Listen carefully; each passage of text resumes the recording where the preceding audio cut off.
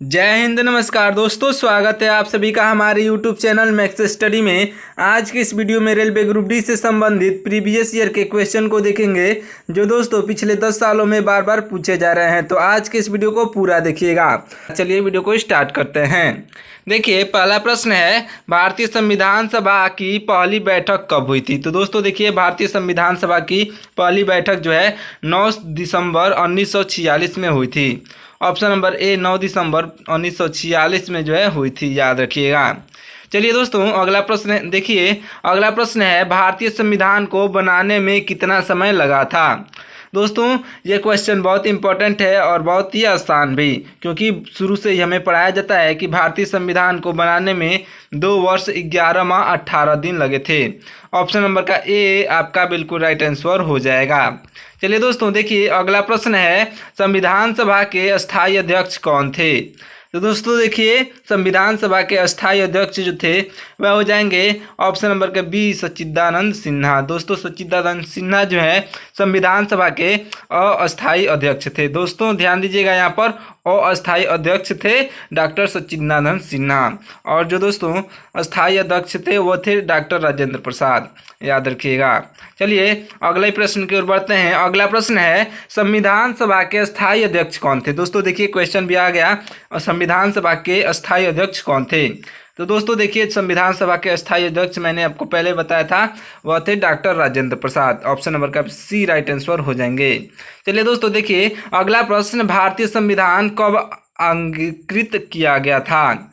तो दोस्तों देखिए, भारतीय संविधान जो है अंगीकृत जो है किया गया था, यह किया गया था 26 नवंबर 1949 को। ऑप्शन नंबर सी 26 नवंबर 1949 जो है राइट आंसर हो जाएंगे। चलिए अगला प्रश्न है, भारतीय संविधान कब लागू हुआ था? दोस्तों ये तो सभी को मालूम होगा कि भारतीय संविधान लागू हुआ था 26 जनवरी 1950 को। Option number C right answer हो जाएगा। चलिए दोस्तों देखिए, अगला प्रश्न है, भारतीय संविधान में कितने भाग हैं? तो दोस्तों याद रखिएगा, भारतीय संविधान में जो है कुल 22 भाग हैं। ऑप्शन नंबर बी 22 भाग इस क्वेश्चन का राइट आंसर हो जाएगा। चलिए देखिए, अगला प्रश्न है, भारतीय संविधान में कितनी अनुसूचियां हैं? तो दोस्तों ध्यान दीजिएगा, भारतीय संविधान में कुल अनुसूचियों की संख्या जो है यह हो जाएगा 12। ऑप्शन नंबर का सी 12 जो है बिल्कुल राइट आंसर हो जाएगा। चलिए देखिए, अगला प्रश्न है, भारतीय संविधान में कितने अनुच्छेद हैं? दोस्तों मूलक। दोस्तों देखिए, मूलक मतलब कि भारतीय संविधान में कुल अनुच्छेदों की संख्या जो है यह हो जाएगा ऑप्शन नंबर का ए, यानी कि 395। दोस्तों मूलक पूछा है इसलिए 395 आपका बिल्कुल राइट आंसर हो जाएगा। देखिए अगला प्रश्न है, संविधान की प्रस्तावना में धर्मनिरपेक्ष शब्द किस संशोधन द्वारा जोड़ा गया? दोस्तों ध्यान दीजिएगा, संविधान की प्रस्तावना में धर्मनिरपेक्ष शब्द जो है यह संशोधित द्वारा जोड़ा गया, वह हो जाएगा आपका ऑप्शन नंबर का ए, यानी कि 42वां संशोधन द्वारा। दोस्तों 42वां संशोधन द्वारा जो है जोड़ा गया था धर्मनिरपेक्ष शब्द, याद रखिएगा। चलिए अगला प्रश्न है, भारत को गणराज्य क्यों कहा जाता है? दोस्तों ध्यान दीजिएगा, भारत को गणराज्य जो है कहा जाता है क्योंकि इसके प्रमुख का चुनाव होता है, यानी कि जितने भी मतलब कि पदाधिकारी होते हैं उन सभी का मतलब कि पॉलिटिशियन होते हैं दोस्तों, उन सभी का चुनाव होता है, तब वो चुने जाते हैं, इसलिए जो है भारत को गणराज्य कहा जाता है। चलिए देखिए, अगला प्रश्न है, भारतीय संविधान की आत्मा किसे कहा जाता है? तो दोस्तों याद रखिएगा, भारतीय संविधान की आत्मा जो है यह प्रस्तावना को कहा जाता है। ये क्वेश्चन बहुत इंपॉर्टेंट है आपके आरआरबी ग्रुप डी एग्जाम के लिए। देखिए दोस्तों, आपका अगला प्रश्न है, हम भारत के लोग। दोस्तों ध्यान से सुनिएगा, हम भारत के लोग शब्द जो है भारतीय संविधान में कहाँ से शुरू होता है? तो दोस्तों देखिए, हम भारत के लोग भारतीय संविधान में जो है यह शुरू होता है आपके प्रस्तावना से। ऑप्शन नंबर का बी प्रस्तावना से ही शुरू हो जाता है, याद रखिएगा। चलिए अगले प्रश्न की ओर बढ़ते हैं। आपका अगला प्रश्न है, भारतीय संविधान में मौलिक अधिकार किस देश से लिए गए हैं? तो दोस्तों देखिए, भारतीय संविधान में मौलिक अधिकार जो है यह लिया गया है आपके संयुक्त राज्य अमेरिका से। ऑप्शन नंबर का ए संयुक्त राज्य अमेरिका जो है बिल्कुल राइट आंसर हो जाएगा। चलिए दोस्तों देखिए अगला प्रश्न, वर्तमान में भारतीय नागरिकों को कितने मौलिक अधिकार प्राप्त हैं? तो दोस्तों देखिए वर्तमान में भारतीय नागरिकों को जो है कुल मौलिक अधिकारों की संख्या 6 है, यानी कि 6 मौलिक अधिकार प्राप्त हैं, याद रखिएगा। चलिए दोस्तों इसी क्रम में अगला प्रश्न पूछा गया है, किस मौलिक अधिकार को आपातकाल के दौरान भी निलंबित नहीं किया जा सकता? तो दोस्तों देखिए वह मौलिक अधिकार हो जाएगा जिसको जो हम लोग आपातकाल के दौरान भी निलंबित यानी कि उसे नहीं हटा सकते, वह हो जाएगा आपके ऑप्शन नंबर का सी, यानी कि जीवन और व्यक्तित्व स्वतंत्रता का अधिकार। दोस्तों इसे कभी भी निलंबित नहीं किया जा सकता, याद रखिएगा। दोस्तों अस्पृश्यता का अंत किस अनुच्छेद से संबंधित है? तो दोस्तों देखिए अस्पृश्यता का संबंध जो है यह है आपके अनुच्छेद जो है अनुच्छेद 17 से। ऑप्शन नंबर का डी अनुच्छेद 17 इस क्वेश्चन का राइट आंसर हो जाएगा। चलिए दोस्तों देखिए अगले प्रश्न की ओर बढ़ते हैं। अगला प्रश्न है, उपाधियों का अंत किस अनुच्छेद से संबंधित है? तो दोस्तों देखिए उपाधियों का अंत जो है यह संबंधित हो जाएगा ऑप्शन नंबर का ए, यानी कि अनुच्छेद 18 से। याद रखिएगा अनुच्छेद 18 जो है आपका राइट आंसर हो जाएगा। दोस्तों सारे ही क्वेश्चन आपके संविधान से संबंधित हैं, तो दोस्तों संविधान से आपको 1 या 2 क्वेश्चन देखने को मिलेंगे। अगर आप इस वीडियो को पूरा देख लेते हैं तो दोस्तों वे संविधान के क्वेश्चन इसी वीडियो में से रहेंगे, तो दोस्तों वीडियो को पूरा देख लीजिएगा। देखिए अगला प्रश्न है, भारतीय संविधान में राज्य के नीति निर्देशक सिद्धांत किस देश से लिए गए हैं? तो दोस्तों देखिए भारतीय संविधान में राज्य के नीति निर्देशक सिद्धांत जो हैं यह लिए गए हैं आपके आयरलैंड से। ऑप्शन नंबर का बी आयरलैंड से जो है आयरलैंड देश से लिए गए हैं, याद रखिएगा। चलिए अगला प्रश्न है, भारतीय संविधान में मौलिक कर्तव्य किस संशोधन द्वारा जोड़े गए? तो दोस्तों देखिए भारतीय संविधान में जो है मौलिक कर्तव्य यह जोड़े गए थे आपके 42वें संशोधन से। ऑप्शन नंबर का ए 42वें संशोधन जो है आपका राइट आंसर हो जाएगा। चलिए अगला प्रश्न है दोस्तों, मौलिक कर्तव्यों की संख्या कितनी है?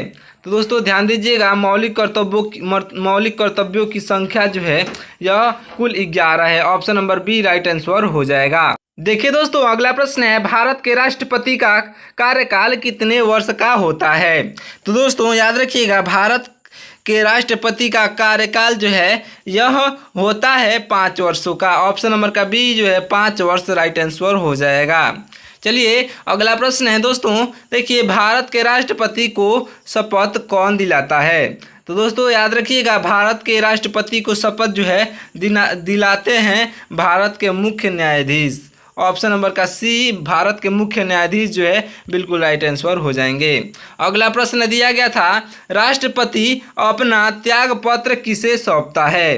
तो दोस्तों देखिए राष्ट्रपति अपना त्याग पत्र देना हो तो दोस्तों वह देते हैं उपराष्ट्रपति को। ऑप्शन नंबर का बी उपराष्ट्रपति जो है राइट आंसर हो जाएंगे।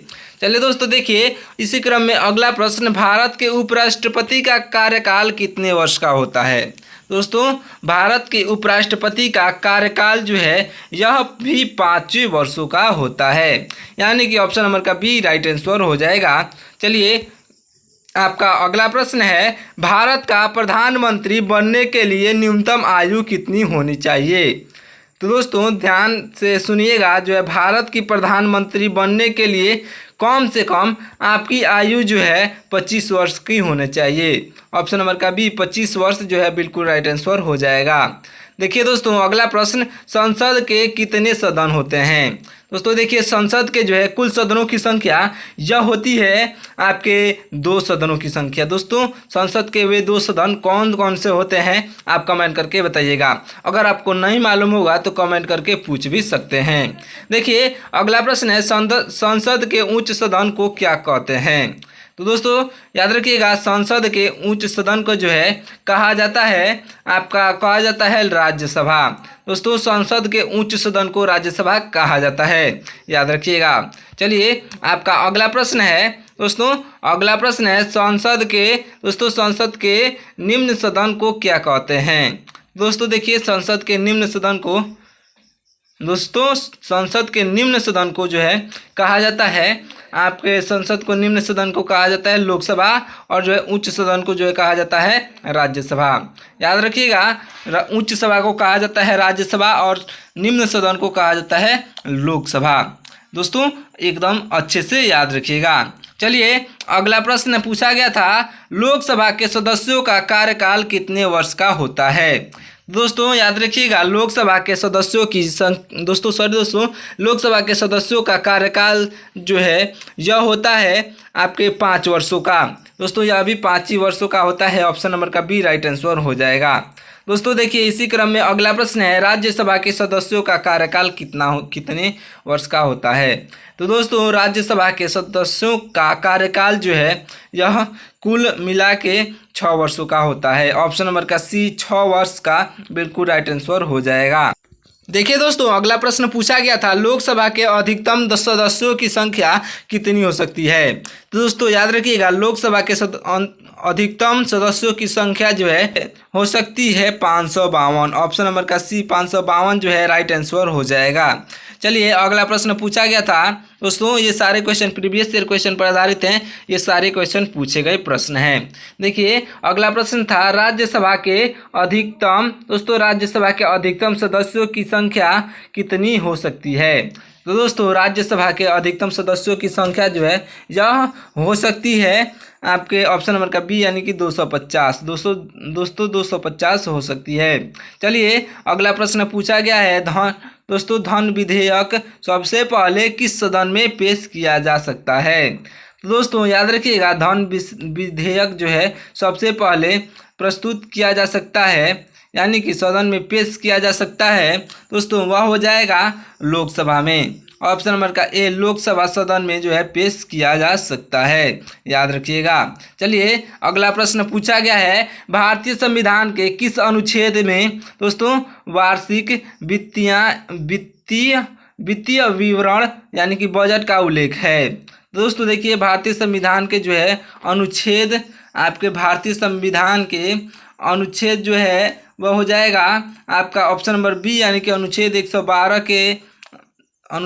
112 में वार्षिक वित्तीय विवरण यानी कि जो है बजट का उल्लेख है। दोस्तों बजट का उल्लेख किस अनुच्छेद में है, तो अनुच्छेद 112 में, याद रखिएगा। चलिए अगला प्रश्न पूछा गया है, सर्वोच्च न्यायालय के न्यायाधीशों की सेवानिवृत्ति की आयु क्या है।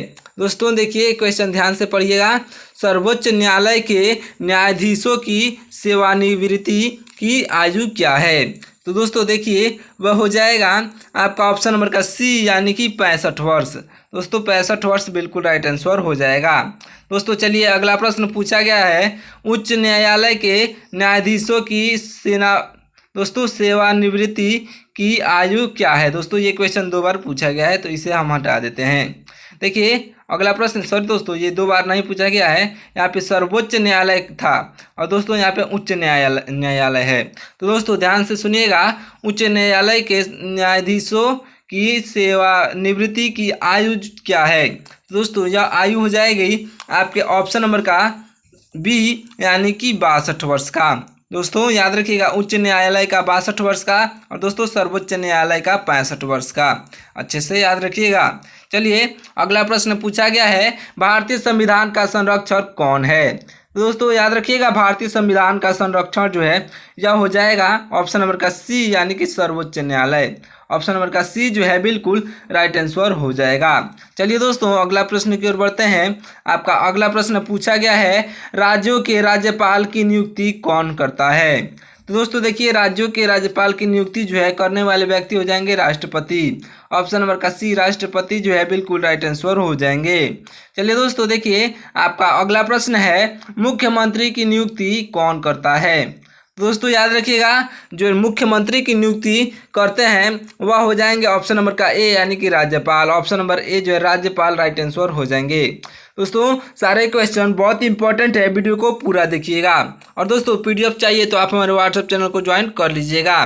देखिए अगला प्रश्न पूछा गया था, भारतीय संविधान में आपातकालीन प्रावधान दोस्तों किस देश से लिए गए हैं। तो दोस्तों याद रखिएगा, भारतीय संविधान में आपातकालीन प्रावधान जो है यह लिए गए हैं जर्मनी से। ऑप्शन नंबर का ए जर्मनी जो है बिल्कुल राइट आंसर हो जाएगा। चलिए दोस्तों देखिए, आपका अगला प्रश्न है दोस्तों, भारतीय संविधान में कितने प्रकार के आपातकाल का उल्लेख है। तो दोस्तों याद रखिएगा, भारतीय संविधान में जो है कुल आपातकाल के उल्लेख जो है कुल है 3 प्रकार की। ऑप्शन नंबर का बी राइट आंसर हो जाएगा। चलिए दोस्तों अगले प्रश्न की ओर बढ़ते हैं। आपका अगला प्रश्न है, राज्य में संवैधानिक तंत्र का दोस्तों विफलता यानी कि राष्ट्रपति शासन किस अनुच्छेद के तहत लगाया जाता है। तो दोस्तों जिसे हम राष्ट्रपति शासन कहते हैं यह लगाया जाता है आपके अनुच्छेद 360 के तहत। ऑप्शन नंबर का सी जो है राइट आंसर हो जाएगा। चलिए दोस्तों देखिए, अगला प्रश्न पूछा गया है, वित्तीय आपातकाल किस अनुच्छेद के तहत लगाया जाता है। तो दोस्तों देखिए, वित्तीय आपातकाल जो है यह लगाया जाता है अनुच्छेद 360 के तहत। ऑप्शन नंबर का सी जो है राइट आंसर हो जाएगा। 360 अनुच्छेद आपका बिल्कुल राइट आंसर हो जाएगा। दोस्तों चलिए अगले प्रश्न की ओर बढ़ते हैं। आपका अगला प्रश्न पूछा गया था दोस्तों, ध्यान से देखिएगा, भारतीय संविधान में पहला संशोधन कब हुआ था। तो दोस्तों देखिए, भारतीय संविधान में पहला संशोधन जो है यह 1951 में हुआ था। ऑप्शन नंबर का ए 1951 जो है राइट आंसर हो जाएगा। चलिए अगला प्रश्न, भारतीय संविधान की 9वीं दोस्तों अनुसूची किस संशोधन द्वारा जोड़ी गई थी। तो दोस्तों याद रखिएगा, भारतीय संविधान की 9वीं अनुसूची जो है यह जोड़ी गई थी आपके ऑप्शन नंबर का ए यानी कि पहला संशोधन। दोस्तों पहला संशोधन द्वारा जोड़ा गया था भारतीय संविधान की 9वीं अनुसूची। याद रखिएगा, बहुत ही इंपॉर्टेंट क्वेश्चन है आपके लिए। देखिए दोस्तों अगला प्रश्न है, दल बदल विरोधी कानून किस अनुसूची से संबंधित है। तो दोस्तों दल बदल विरोधी कानून जो है 10वीं अनुसूची से संबंधित है। ऑप्शन नंबर का बी 10वीं अनुसूची जो है इस क्वेश्चन का बिल्कुल राइट आंसर हो जाएगा। चलिए दोस्तों देखिए, अगला प्रश्न पूछा गया है, 73वां संविधान संशोधन किससे संबंधित है। तो दोस्तों याद रखिएगा, 73वां संविधान संशोधन जो है यह संबंधित है आपके ऑप्शन नंबर के बी यानी कि पंचायतें से। दोस्तों ऑप्शन नंबर बी पंचायतें जो है बिल्कुल राइट आंसर हो जाएगा। चलिए अगला प्रश्न पूछा गया है, 74वां संविधान संशोधन किससे संबंधित है। तो दोस्तों देखिए, 74वां संविधान संशोधन जो है यह संबंधित हो जाएगा ऑप्शन नंबर का बी यानी कि नगर पालिकाएं द्वारा। Option number B right answer हो जाएगा। दोस्तों इस समय से जितने भी क्वेश्चन आपको देखने को मिलेंगे वह बहुत इंपॉर्टेंट होके आएंगे आपके एग्जाम के लिए। चलिए दोस्तों अगला प्रश्न है, शिक्षा का अधिकार किस अनुच्छेद में वर्णित है। तो दोस्तों याद रखिएगा, शिक्षा का अधिकार जो है यह वर्णित है अनुच्छेद 21A में। ऑप्शन नंबर बी जो है अनुच्छेद 21A इस क्वेश्चन का बिल्कुल राइट आंसर हो जाएगा। चलिए दोस्तों देखिए, अगला प्रश्न पूछा गया है, भारतीय संविधान में नागरिकता से संबंधित प्रावधान किस भाग में है। तो दोस्तों देखिए, भारतीय संविधान में नागरिकता से संबंधित प्रावधान जो है यह हो जाएगा आपका भाग 2 में। ऑप्शन नंबर का बी भाग 2 जो है राइट आंसर हो जाएगा। अच्छे से याद रखिएगा दोस्तों, जितने भी संविधान से संबंधित क्वेश्चन आपको पूछे जा सकते हैं सारे ही एक्सपेक्टेड क्वेश्चन को लाए हैं दोस्तों, जो कि प्रीवियस ईयर क्वेश्चन हैं। चलिए अगला प्रश्न है, एकल नागरिकता का प्रावधान किस देश से लिया गया है। तो दोस्तों याद रखिएगा, एकल नागरिकता का प्रावधान जो है यह लिया गया है ब्रिटेन से। Option number B Britain right answer हो जाएगा। चलिए अगला प्रश्न पूछा गया है, भारतीय संविधान के किस अनुच्छेद में भारत के नाम का उल्लेख है। तो दोस्तों ध्यान दीजिएगा, भारत के नाम का उल्लेख जो है अनुच्छेद 1 में है। तो अगला प्रश्न आपका पूछा गया है, भाषा के आधार पर दोस्तों भाषा के आधार पर जो है पर गठित होने वाला पहला राज्य कौन सा था। तो दोस्तों देखिए, भाषा के आधार पर गठित होने वाला पहला राज्य जो है आंध्र प्रदेश हो जाएगा। ऑप्शन नंबर का सी जो है इस क्वेश्चन का बिल्कुल राइट आंसर हो जाएगा।